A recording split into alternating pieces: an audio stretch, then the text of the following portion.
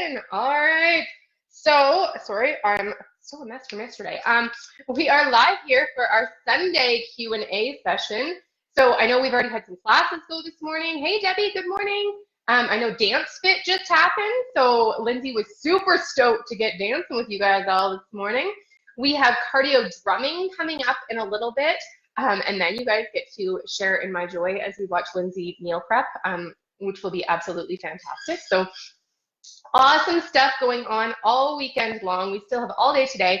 Then at the end of the day today, we are wrapping up by giving away our grand prize from our challenge number 3. We've had interviews with 2 of our finalists already. We have our final interview today.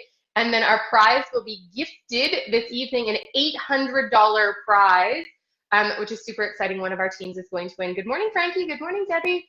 And then we're also doing an award ceremony today, where we had all of our members. Good morning, Lindsay. How was Dance Fit? We had all of our members vote on different awards to give out to each other. So we have 5 awards, and actually we have a bonus award as well that we're giving away that Lindsay and Ben and I voted on last night. So that's super exciting that this is something that nobody knows about. And I have kept a secret, which is very pleasing to me. Good morning, Ben and Lindsay. All right. So a little Q&A session I wanted to get started with. And I've had a few questions sent to me, and I've seen a few questions pop up in the group. So the first thing that I'm going to answer for you guys is the question about calories. So I always see people that are like, you know, I'm not losing enough weight, or something's going wrong, or how many calories should I be eating, and blah, blah, blah, blah, blah, blah, blah. Well, the only way, I feel like a broken record because Lindsay and I say this all the time, the only way to know exactly how many calories you should be consuming is to have a BMR or an RMR test done, which is your basal metabolic rate or your resting metabolic rate. So you need to know exactly, look at this piece of hair. You need to know exactly how many calories your body burns at rest to know how many calories you should be consuming. Now that will tell you how many calories your body needs to maintain its weight. Then of course you adjust based on wanting to lose, wanting to gain, wanting to maintain, wherever you are, based on adding in exercise and doing all of those different things. So that's the only way to know exactly how many calories. However, you can usually get those tests done in almost all like major centers. Even some smaller centers now have them done. It is not the test at the gym. They need to do this in a lab. That is something really important to look at. And when you're phoning around and asking if they do them, you need to know if it is a lab RMR or BMR test. That's very, very important. The gym one, don't waste your time, don't waste your money.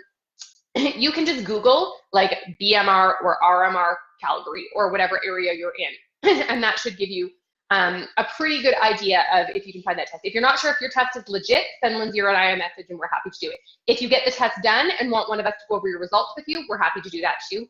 It's a pretty easy thing to read the results once you get them. So now, the tests tend to be somewhere between $50 to $100, $125. They're not crazy expensive, but if that's out of your budget, then there are ways to kind of guesstimate at your calories.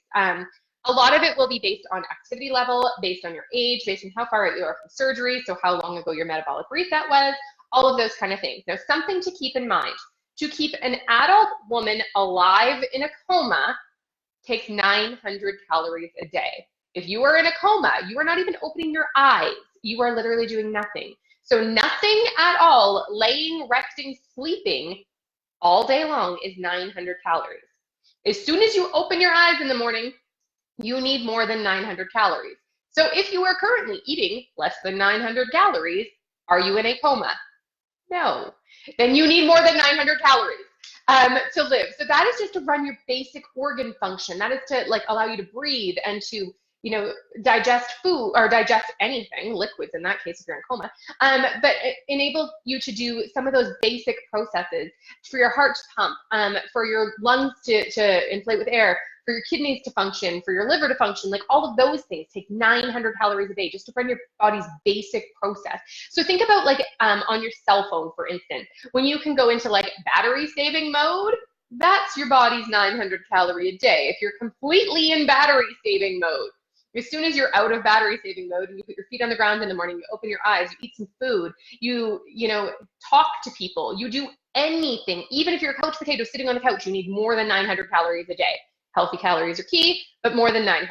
Now, if you're brand new, fresh out of surgery, getting 900 calories is going to be tough. Your body is going to go into that starvation mode for a period of time. Super normal. You want to get through that as quickly as comfortably possible. You see my quotations, because you want to do it healthy. You don't want to just, force crappy calories into your body, but as quickly as comfortably possible, you want to get your body over that 900 calorie mark. Now, most any sort of like diet or fitness plans out there generally say that an adult woman should not be below 1,200 calories a day, which I agree with. I think 1,200 should be kind of your minimum to be able to live with. Then as soon as you're adding in exercise and things like that, you're going to be looking at going above 1,200. So 1,200 is kind of like the blanket minimum that we give people. Again, 900 if you're in a coma, 1,200 when you're not. And then from there, if you're adding intense exercise, like I see people in the groups that are, doing CrossFit type exercises on a regular basis and consuming 850 calories. That is not enough. That is why you are stalled. You can't pour from an empty cup. And if your body is running on empty, you can't lose weight because your body thinks you're starving. So it goes into this like life-saving mode, basically, where it holds on to everything you give it. The problem is that if you do that for too long and then you do start, okay, you know what, that wasn't working. And hey, this Christina chick got something to say and maybe I believe her. So I'm going to add some calories in. Well, you may then have some temporary gain happen because your body's like, oh my gosh, give me all the calories, give me all the calories. And so then you may see the scale go up a little bit at first. It will level itself out once it realizes that you're not starving it anymore. And then you should start to see the scale go down. So many of our members have experienced this. It is terrifying as somebody who's lived in the obesity world to add calories. I know it's scary. Trust me, guys, I live there. I've had surgery myself. I've had to add calories. It is a scary, scary thing to do. But you feel better.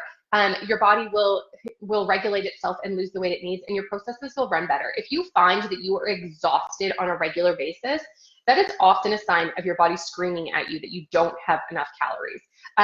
Even after surgery, you should, right after you're going to be exhausted, you're healing from surgery. But after, when you're, 6 months, a year out or whatever, you should not be exhausted on a regular basis. You should be a normal, healthy, functioning person. The biggest compliment I get all the time about my weight loss is not, oh, well, Christina, you look fantastic, which, hey, let's be honest, I like hearing. But it's that I look healthy, and it's because I am healthy. I eat healthy food. I drink water, I exercise, I move my body, I eat a healthy amount of calories every day. I'm not exhausted every single day. I'm not falling asleep on the couch at 3 o'clock. I used to be, but when I fuel my body properly, those things don't happen. So that's question number one. It's about calories. Question number two, for those of you who exercise, what is a good pre-workout and post-workout snack? I get this one all the time. And guys, honestly, Lindsay constantly says that you're your best lab rat, and it's so true when it comes to before and after exercise snacks, that it's whatever feels good in your body. Again, healthy food being key. Carbohydrates are generally thought to be good before a workout, but unless you're like marathon running, you don't need to carb load before a workout. Just eating a banana is said to be a great pre-workout snack. Lindsay and I both cannot eat a banana before a workout. It just gets so heavy in my tummy. I can eat a lot of other foods now. I eat, most of the time people don't even know that I've had surgery because I eat a fair amount of food being almost 4 years post-op. I'm not that person that's still eating half a cup of food. No, I'm eating a reasonable amount. But a banana sits so heavy in my tummy, it feels like I've just eaten turkey dinner. I don't know why, but anyway, so I don't eat that before a workout. I will often eat an energy ball, a granola bar, something like that. I don't really eat protein bars because my tummy doesn't agree with proteins, like the whey proteins and stuff. A vegan protein bar sometimes, but those kind of things, like an energy ball tends to be one of the best. Protein pancakes when I could still do whey, I would often do a protein pancake before a workout. That was a really good one for me. I would make them in advance, put them in the fridge, throw a little peanut butter on it cold, and just eat it while I was getting ready for my workout, because I work out early in the morning and I don't want to wake up and have to have a full meal before that. So I wanted something quick and easy. That's why the energy ball or the homemade granola bars or things like that are really good for me before a workout. After a workout, you want to be fueling with protein. You want to rebuild and refuel your body using protein. A protein shake is a great option. Cottage cheese, deli meats, Greek yogurt, any of those kind of things are really good for your post-workout snacks. If you guys have any questions that you want to drop in the comments, go ahead. Lindsay answered a lot more fitnessy questions yesterday. I'm going to try to answer more of the nutrition-y questions today. I did an entire live yesterday on meal prep and meal planning. That is a big one that I get a lot of questions about, is how can I create that meal plan? And so that one is all, I try to give some of my best tips and tricks in that. Um, One of the other things that I do get a lot of questions about is how you curb cravings. So first, to talk about cravings, you sort of have to understand the body when it comes to cravings. But there's several different kinds of cravings, but the kinds that we tend to deal with the most are physical cravings, and then there's like the emotional or head hunger type cravings. And so the first step with cravings is you need to differentiate which one you're experiencing. So are you, when you say, I want pizza, are you physically hungry and you're craving pizza? Or is it that pizza is tied to an emotional event in your life that, when this happened, I would turn to pizza and it was a comforting food? Or for a long time for me, it was ice cream was mine, that anytime I felt any emotion, ice cream was there for me. So it would be like sadness, ice cream, happiness, ice cream, stress, ice cream. So it was like ice cream was that comfort for me. It felt like, funny because it's cold, but it felt like a warm hug. Like it was like, oh, this is super comforting for me.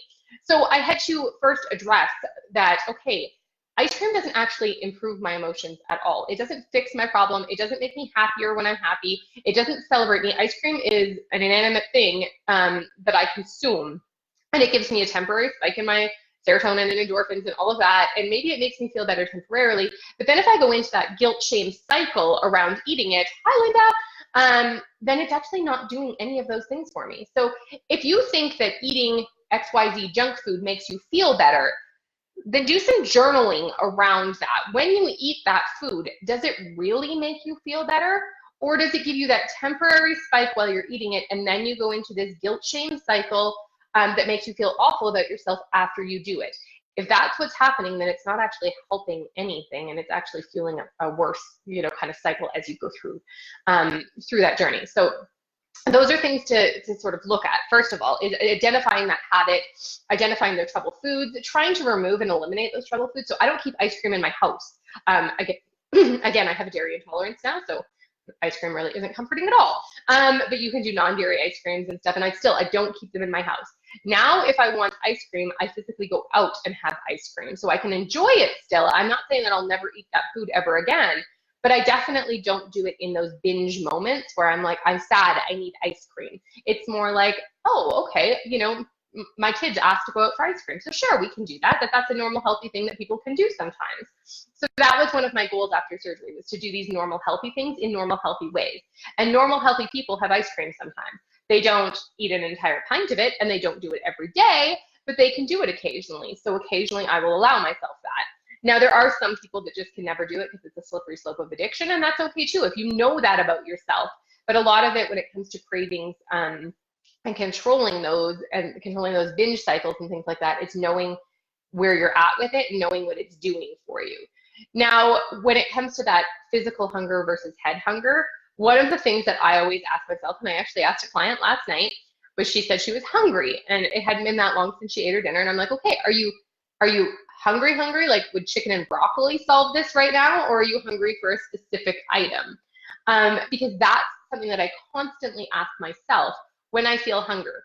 And especially if I'm feeling hunger around an emotion, like if something just happened, a big emotion just happened, and I'm feeling really stressed out about something, and then suddenly my stomach is like, ooh, let's fill you. Then I'm like, okay, would chicken and broccoli fill me right now? Or is it just that, slice of pizza or that cupcake or that ice cream or whatever? So is it just a specific thing that you're craving? And usually when it's real hunger, it's felt in your belly, and you can like actually feel the rumbling in your tummy, and any food would cure it. That it's like, even if it wasn't your favorite thing, which is why I say chicken and broccoli, because most of us, sort of like chicken. I mean, Christine doesn't like broccoli, maybe chicken and cauliflower for her.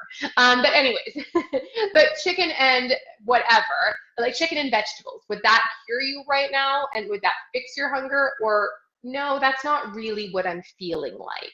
And then those are the times when you're at the fridge, you're at the pantry, you're opening them, you're closing them, you're walking away, because you're trying to make a good choice, but you're not really hungry. Because if you were really hungry, the thing that you had in your meal plan would cure your true hunger.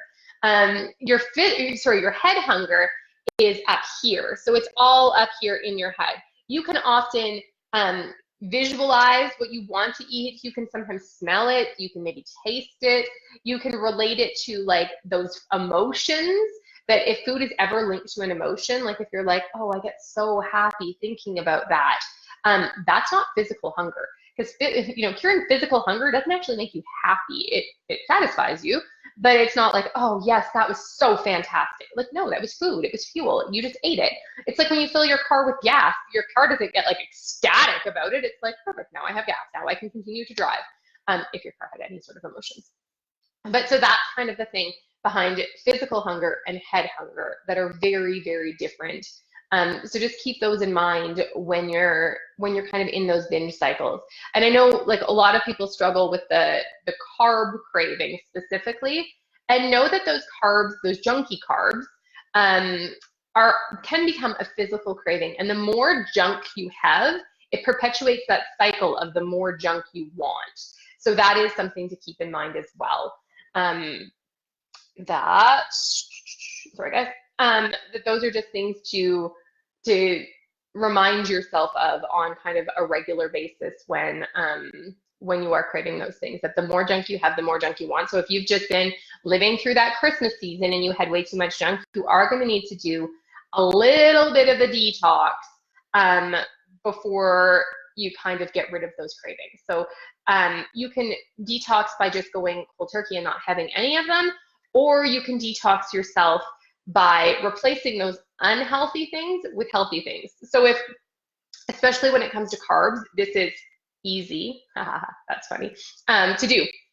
So if you suddenly have a craving for candy, your body's craving sugar, right? So if you have a healthier version of sugar, your body actually doesn't know the difference. It just wants sugar. So it wants that quick, instant carb, whatever. So if you're craving that candy and you want sugar, grab a piece of fruit and fill your physical craving. It's not going to fill the mental craving. It's not going to get rid of the head hunger, but it's going to fill that physical craving. So you're physically not going to be craving sugar anymore, because if you have an apple has sugar, but it's good, healthy sugars rather than junky sugars. So replacing those unhealthy cravings with healthy cravings is something that I have done through my entire journey. It's why I have thousands of recipes that I've created, because I take those unhealthy things that I see and that I crave and that I want and that I used to eat and all of those things, and I try to turn them into healthier alternatives. For me, that works really, really well, and I'm able to replace most of my cravings that way. Occasionally, again, I've been in maintenance for over 3 years now, so occasionally, yeah, I still have the junky stuff, but not nearly as often as I did pre-surgery, and it's how I've been able to maintain for over 3 years, is by never saying I can't have that, but trying to replace it with a healthier alternative first. And then if that doesn't work, then I can move to, if I decide in a mindful way that I've made a conscious decision to have the junky stuff. So, all right, guys, we're very quiet this morning and I'm not seeing any questions pop up. And I don't know if my Facebook just isn't doing it, but I'm seeing some highs. So I'm going to wrap up our Q&A. We have cardio drumming starting in 25 minutes. We have our last interview with our 3 finalists coming up in just under an hour here. And then we have Lindsay and Ben's meal prep that's going to come up right after that. So tons of stuff going on today. If you guys need to peek at the schedule at all, it has been posted. If you have any questions, feel free to reach out and I will talk to you soon. Bye, guys.